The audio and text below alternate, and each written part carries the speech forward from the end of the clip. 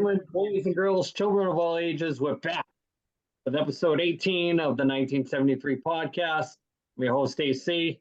I'm here with the best tag team in the podcasting business. And Ed, Tom, what's been going on? Anything? Guys got anything, or are we getting right back into it? Let's just get right back into the swing of it. Yes. We're ready to drop some stuff to say today. Ready to drop people's elbows, bionic elbows, figure four leg locks, back slides, and 1, 2, 3s. There we go. Yep, so there we go. As usual, we start with the reading of the email, and well, I'm going to let Ed take this one, and we'll have at it. Go ahead, Ed. All right. Well, I'm going to start off a little bit slow. First and foremost, we do appreciate you people coming, sending stuff in. We do appreciate that.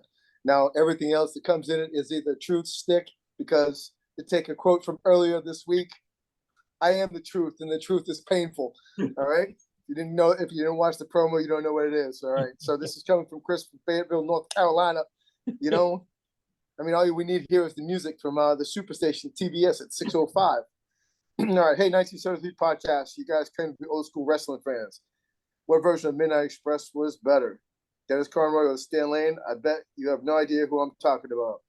P.S. This one's right at you, Thomas. Your sports pick sucks also. Well, first and foremost, Chris, you want to know something? I got 2 words for you. Suck it, okay? That's first and foremost, okay? And guess what? You know, maybe you just want to have a cup of coffee in the big time, okay? Because, you know something? You truly are not the cream, and you will not rise to the top. How's that? That's what we're going to kick that one off for. All right, well. There's a few choice words in there. Claim to be old school wrestling fans. You know, there's a lot of heat in there. You're throwing daggers. Yeah, I mean, so you know, I mean, I came with big time stuff, you know. So no, I have to say that you know, I think as far as Midnight Express, I think, you know, if you really want to claim that you, Chris, you are a big time like old school wrestling guy, like you claim to be, then you're wrong on both of those guys, because they weren't the linchpin of that tag team. It was Bobby Eaton. So again, 2 words for you: suck it. All right. And then I bet you didn't know what was the best match that Midnight Express ever had. I bet you didn't know, and I bet you can't find it in less than 3 seconds. But I did. Guess which one it was? It was 1988 NWA Midnight Express versus the Fabulous Ones.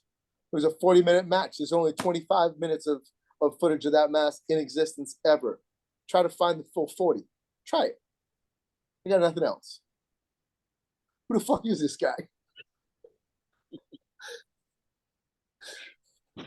Got any more, Ed? So wait. Moving on.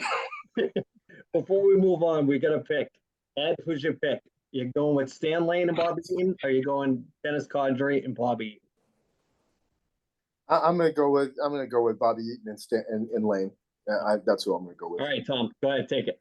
I'm going with Bobby Eaton and Dennis Condrey. And if you look at, I mean, Stan Lane and Bobby Eaton were only a tag team for about a year.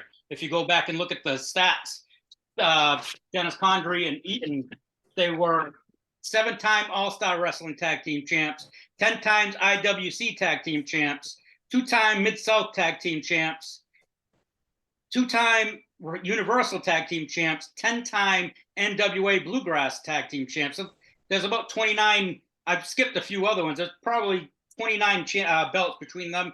Eaton and Lane only won 4 belts. Now, I know the belt doesn't necessarily mean best tag team, but I think a lot of it has to do with longevity, too. I mean, they didn't keep Stan Lane and Bobby. I mean, yeah, Stan Lane and Bobby Eaton together long enough. So, but before we get to me, I want to get Tom's take on your sports pick comment, Tom. Well, how do you rebuttal on that? Because, Thomas, that was directed specifically at you. I didn't even see it. When you sent me the email, I didn't see it. What did it say? It said P.S. What did it say? Well, I'm gonna read the direct quote, okay? So the direct quote is, P.S. Your sports picks suck also. This week they kind of. I mean, that's directed directly at you, Tom. Yeah, I assume he's talking. That's right, you warehouse, man. The what are you gonna do about it? The fantasy sports picks of the week. You know, hey, you got to take a few daggers. You know, when you're on TV, you know, you got the view. Oh man.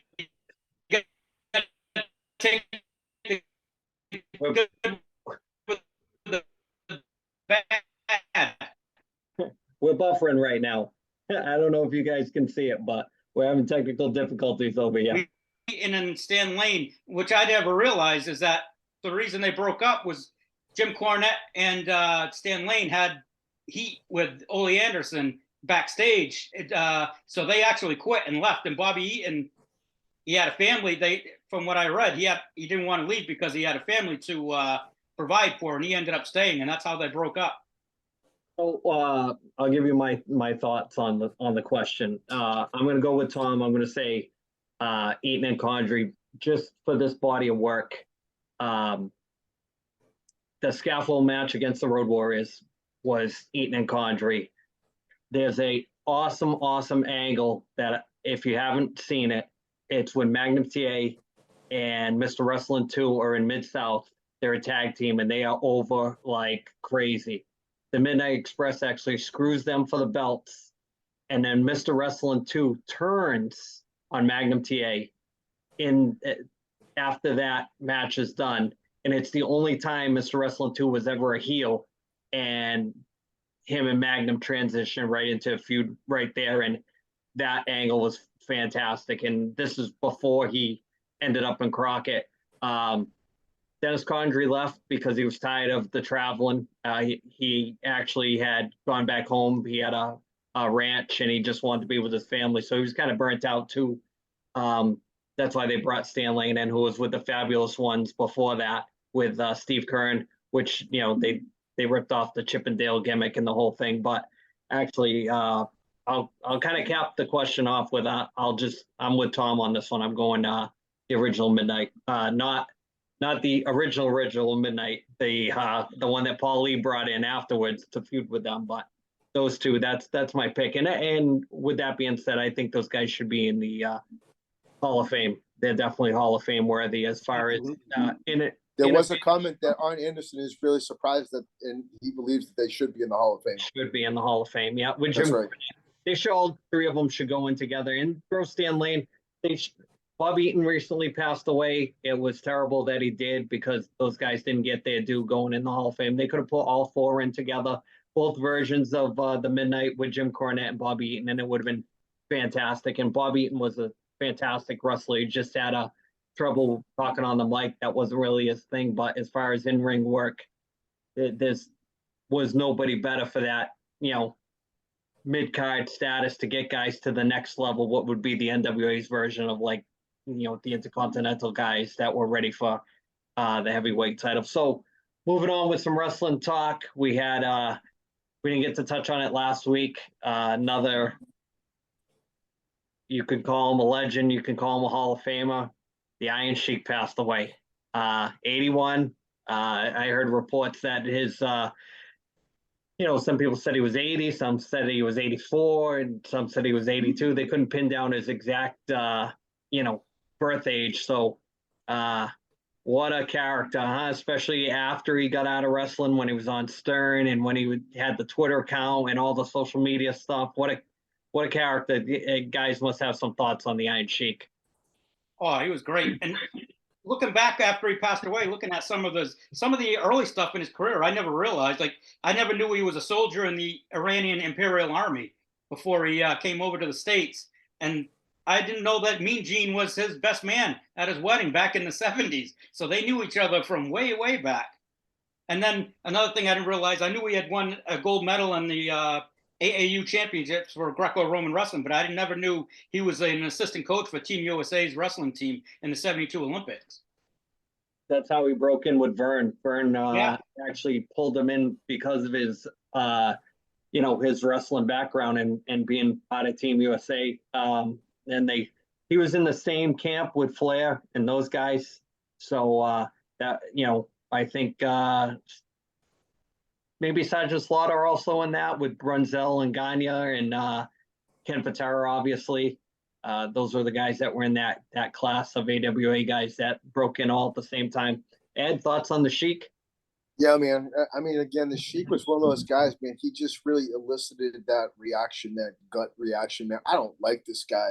Especially growing up in that 80s, when we had, that, when Reagan was in office and, It was, Arnold Schwarzenegger about getting back into shape and, proud to be American, that type of thing.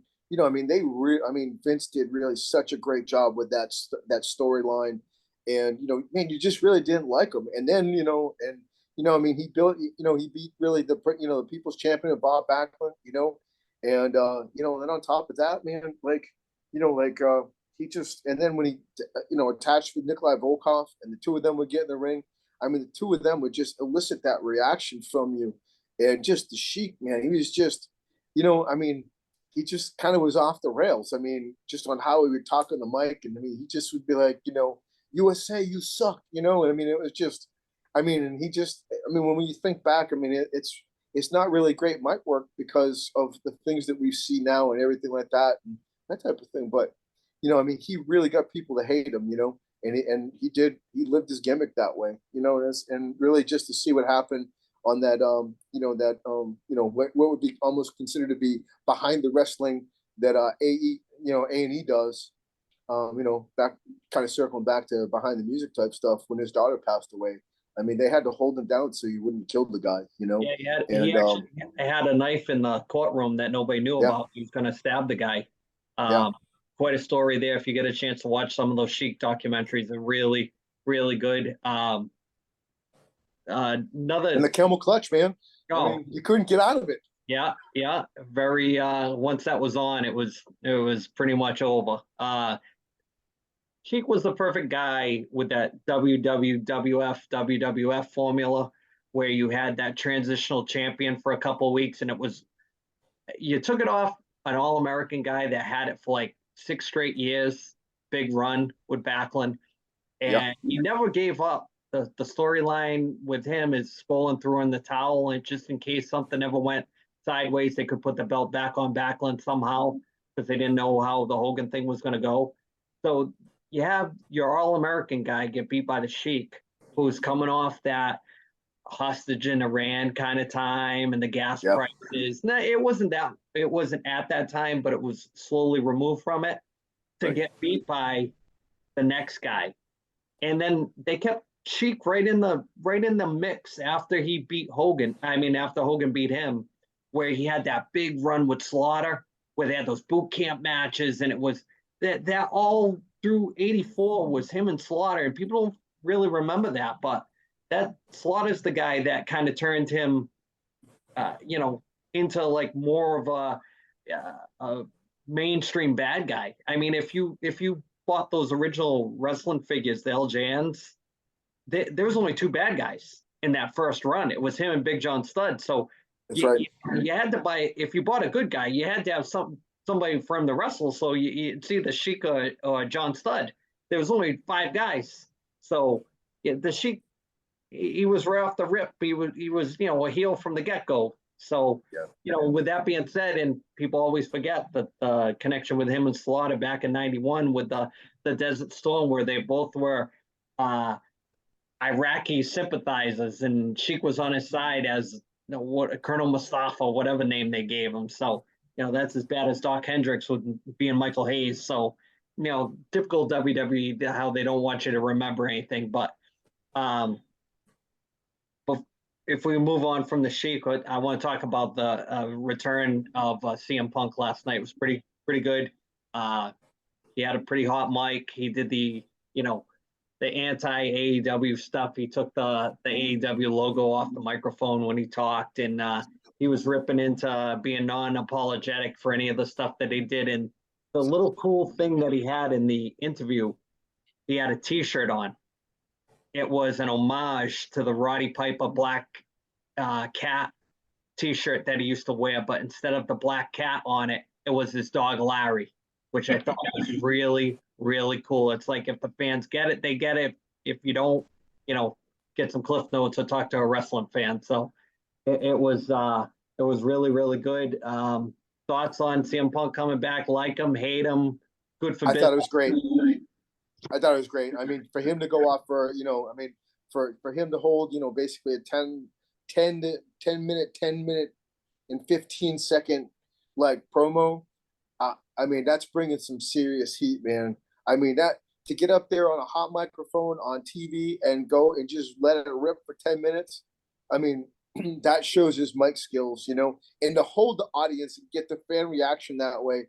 I mean, that was huge, man. That was really great. That kind of reminds me of in the more recent past, the MJF when MJF went off, about a year ago.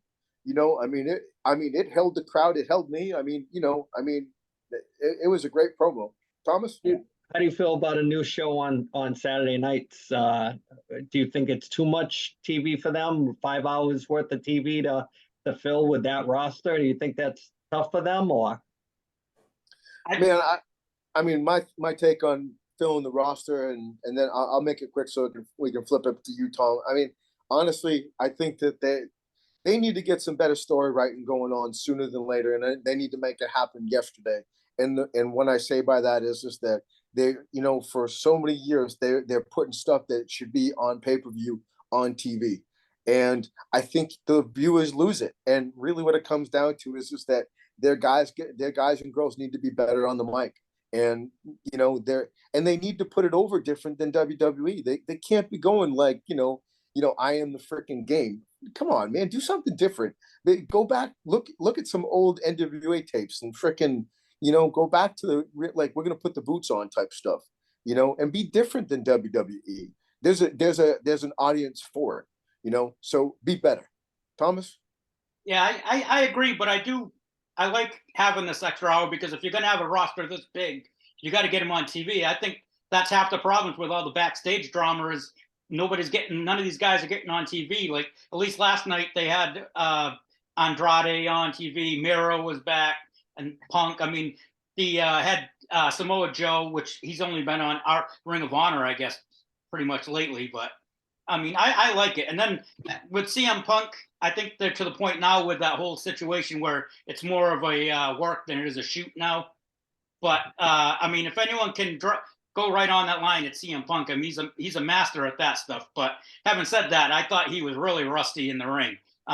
If you looked, now I don't know whose fault it was, but on his finisher, the go to sleep, if you watch it, he hit the guy in the stomach instead of hitting where he usually hits the guy in the head. He hit the guy flat in the chest. It was somebody missed their spot on that one. I don't know if it was him. I don't know who to blame it on, but it kind of diminished his finishing move.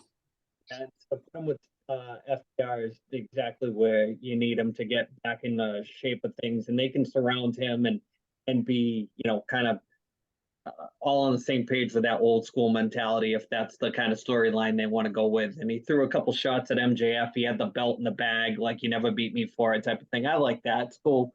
There's a lot they can do with him. I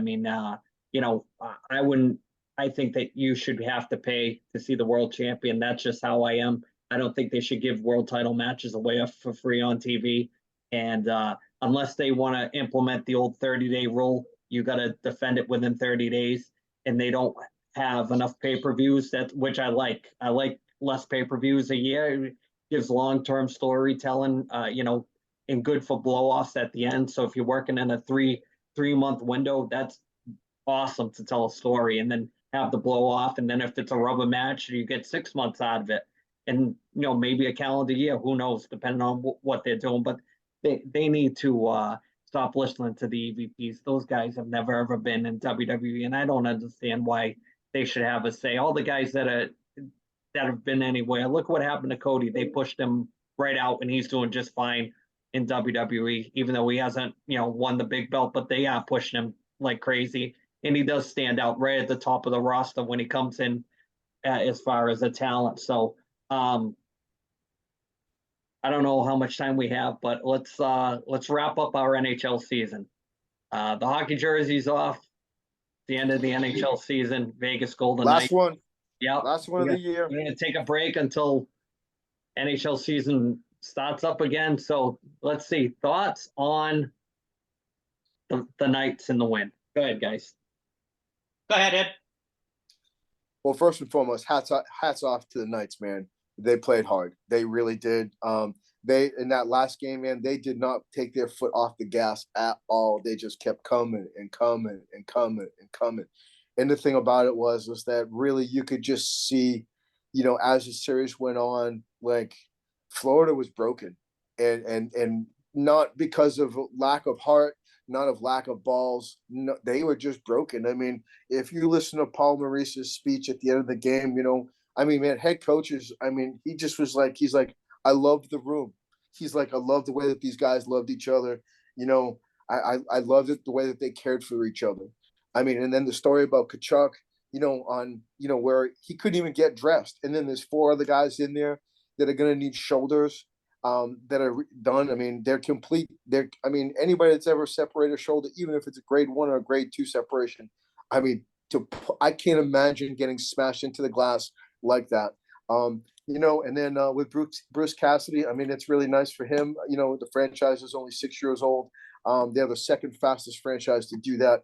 The only other franchise in the NHL to do that would be the Edmonton Oilers. And my last parting shot is, funny story. It'd be nice if the Bruins could get a coach like that. Tom, want to take that ping pong? See, Ed's still at the kids' table because the Canadians haven't won in so long. So it's just banter over there. So look up in the rafters, my friend.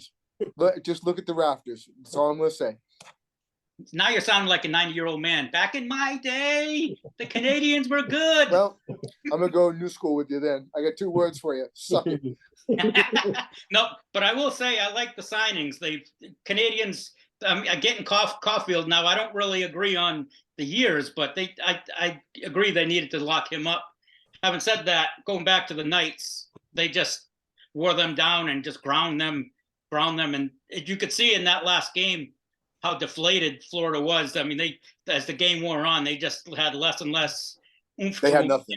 Yeah, they weren't fighting. And you could see it kind of went back to Bobrovsky, where he was left out to dry. I mean, I felt bad for the guy because he played good for 3 of the games. But having said that, I don't know if you guys have seen the rally they had last night in Vegas. But Carlson, if you haven't seen Carlson's speech that was awesome. Yes. And the girls trying to take the microphone from him. It's the best. He's got no shirt on. It's fantastic. Back to the Paul Maurice thing. Now, 2 years ago when he was with Winnipeg, he left because he said that team had no heart. Look at the difference a team makes. This team had all the heart in the world, playing with a broken sternum, broken foot, the whole deal. I mean, He must say to himself, man, if I just had this some other place, but that's what he's looking for. They gave everything they had. They lost, but they did. Took teams down with them, and if they had just stayed maybe a little bit more healthier, maybe they could have stretched it to 7, but who knows. But hats off for the Knights winning this season, and we're off to other things for the summer, and we're going to keep it going. And Tom, speaking of sports, we're going to go with your shitty fantasy picks for the week. That's the name of the new segment. That's the name of the new segment right there. We just named it. So Chris from Fayetteville, you just became famous. Now, here are my shitty picks of the week. Now, I hope hope Chris approves, and if not, tough, because it's my show. That's right. Tom's shitty picks. Here we go. This week, I am going to go with for pitching. I want to go off the grid in a little bit. I don't want to. There's too many easy picks for pitching, so I'm going to go with Pablo Lopez of the Twins. He's got 2 starts this week. One's against the Red Sox and one's against Detroit. Neither one of their lineups are really anything to. They're not the Yankees of yesteryear, so I think he's going to have a good week. And for my hitter, I'm picking Juan Soto. He's got 7 games, 4 of them against the Giants, 3 against his old team, the Nationals, and I think he's just going to light them up. He's been starting to hit well. The Padres are starting to hit well as a team, so I think I think those are my picks of the week. I think they'll do well. Excellent. Tom, I want to insert this in here. It's a little bit of business that we can toss out here right now. Just for the record, local sponsors, any cesspool companies or anything like that, this would be a perfect place. Tom Shitty Picks. I mean, we got you, man. It's very minimal. We can fit you right in here for this. I mean, it's a perfect lay-in right there. So while we have a couple minutes in here, we've been so tight the last couple of weeks with stuff we wanted to talk about. Is there anybody right now that we forgot about that you guys want to mention that we have forgot over the last couple of weeks that we, forgot to give shout outs to? I want to. I'd say Scotty. Yes, that's what I was going to say. We haven't mentioned him in a while, but Brock Street Brewery in Toronto and Whitby and Scotty Pepin. Yep. Ed? I got nothing. Oh, good talk, Ed. Thanks. Hey, I'm just being honest. No, Scott's always been real good to us. He's supposedly sending some stuff to Ed. I don't know when that's going to be. It must be on Pony Express coming your way. So that car must have got derailed or robbed on the way down there. So I don't know how that customs is working, all that contraband that he tries to send. Well, maybe he's hand walking it down. Oh, maybe he's hand walking it. Yeah. There you go. Hand walking it down. So I can appreciate that. Next time we see him, we'll have to, put him in an arm bar and squeeze some, cans out of him or something, shake him down. As long as he doesn't throw up all over my foyer floor, we're good. There we go. I was waiting for it. So, Thomas, we're gonna throw it to you, and we want to know what you got for album pick of the week. My pick of the week this week is I'm going old school. Aerosmith, greatest hits. Great album. It in 2021 it hit the platinum 12 times. I don't know how you would say that. 12-time platinum, I guess. 10-song album. Awesome songs. My favorite, probably Same Old Song and Dance. Walk This Way. I love their version of Come Together and Back in the Saddle. And this album was actually later re-released. It was still their greatest hits, but they put in the years from 1973 to 1988. The funny thing about that album is the cover song not Come Together from the Sgt. Pepper movie that with the Bee Gees, but Remember Walking in the Sand. It's like, I don't know how they put that song on that album for a greatest hits, but that's the one clunker on there. I mean, I think that you could have taken one from somewhere else and kind of swapped that one out. I don't know how the hell. There's got to be a story to how that got on there. They had to fill time frame, and they needed a song to fit that frame. Who knows? But that's the only clunker. It's on there. There's not a bad song on there. All the songs. But that one is definitely a clunker, especially in a cover song too. But go ahead, Ed. I mean, I'm gonna echo what you guys say. Back in the Saddle, Walk This Way. I mean, just think about how cutting edge Walk This Way was, with the tie-in with Run DMC. I mean, how that tied in with MTV and stuff like that. That rock kind of rap relationship that really kind of pushed it. Same Old Song and Dance, Sweet Emotion. I don't know if you noticed, like when you, I think it's at the beginning of that song, there was one of the instruments actually broke when they were actually taping that and recording that in the studio. And of course, Dream On. And, it's not the one that's on this album, but the one where, that he sings on the piano for post the Marathon Bombers was, with Dream On. That was pretty cool too. So to see many different versions of some of these songs is pretty cool.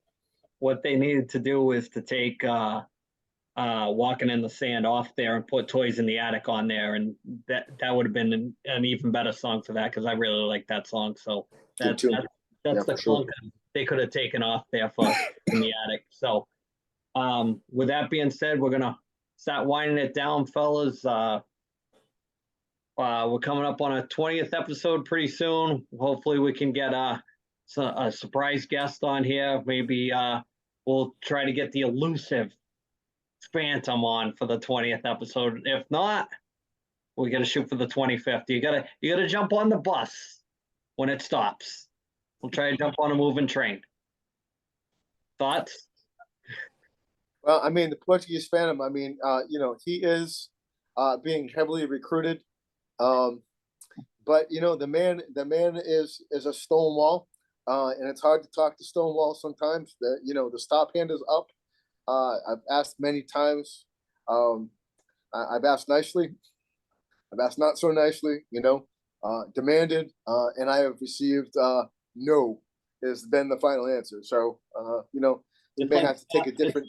it's like the battle for Bam Bam when Macho Man showed up in WWF and all the managers wanted him and he ends up with Elizabeth. So, you know, Yeah, I mean, you who might knows? not. Maybe we'll just old school, you know, drive up in a van and, you know, Full Frank the Tank incident. that's right, you know, because, you know, when the beers hit your lips, they're delicious. I think I'm he's not, just building it up. He's just gonna make it so that there's a bigger pop when he shows up. I want to just do this for legal purposes. I'm not advocating anybody stealing anybody. That is purely a movie quote, and there's nothing else. Okay, just to be funny. Thank you. Have a nice day. You know, remember the dog in the park, man. Anything you'd like to add before we close the session? Only thing I want to say is a little funny story. This week, somebody sent me a screenshot. It was from YouTube, and it was under Joe Rogan's experiment, his podcast,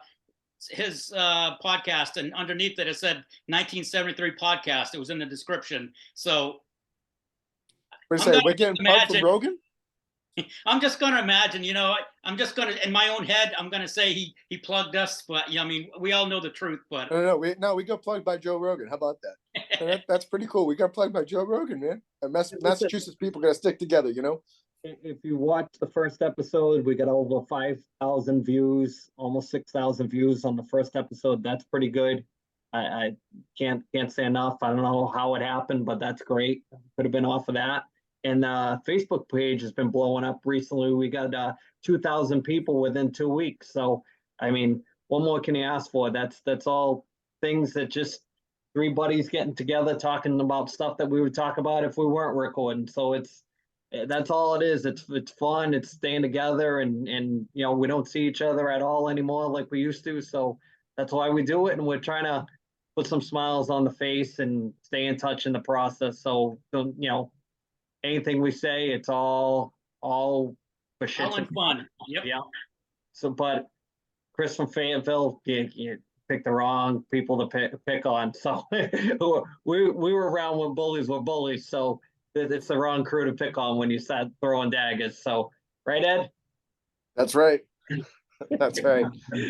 Best color man in the game. We'll see you next week. Peace.